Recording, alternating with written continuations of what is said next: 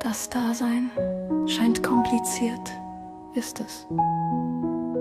Der Kopf ist voller Geräusche der Welt. Die Zeit ist völlig besetzt und läuft sehr, sehr schnell. Tick, tack, tick, tack, tack, tack. Zwischen düsteren Gedanken, ohne Stille, doch wartet noch auf dich die vergessene Kiefer, die andere Musik.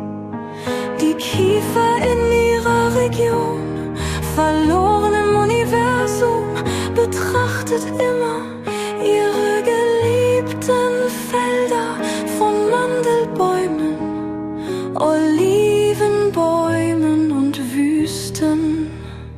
Einsamkeit, die meditiert, du erinnerst dich an die Kiefer auf deinem Weg.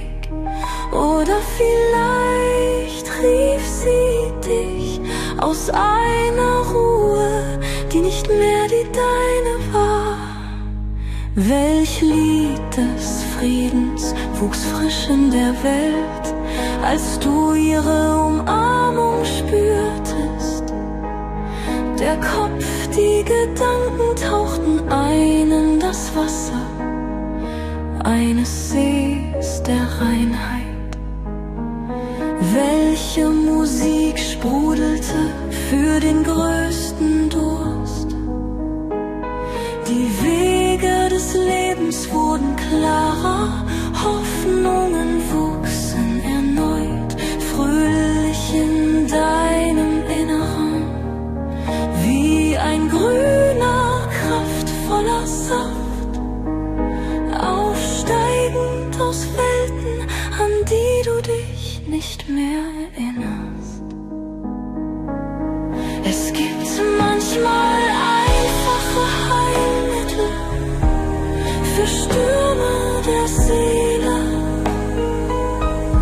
Es gibt schlichte und göttliche Melodien, die mit Luft der Stille heilen, mit einer Zärtlichkeit jenseits der Zeit, mit einem reinen Rhythmus ohne Täuschung, und sie pflügen Licht mit der Brise und Tänze und Frische des Himmels. Demütige Kiefer, die uns heilt mit Zärtlichkeit.